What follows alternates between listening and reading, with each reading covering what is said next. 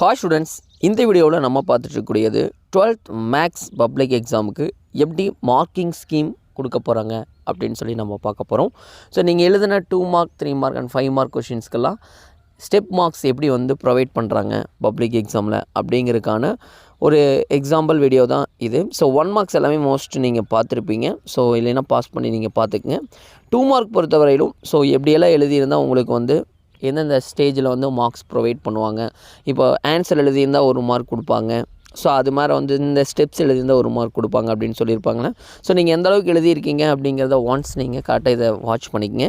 So இதே மாதிரி எல்லா எழுதி முடித்த எல்லா சப்ஜெக்ட்டுக்கான கவர்மெண்ட் அஃபீஷியல் ஆன்சர் கீ வந்து நம்ம ப்ரொவைட் பண்ண போகிறோம். மறக்காமல் நம்ம சேனலை நீங்கள் சப்ஸ்கிரைப் பண்ணிக்கங்க. வாங்க இப்போ இந்த வீடியோவை ஸ்க்ரோல் பண்ணி பார்க்கலாம்.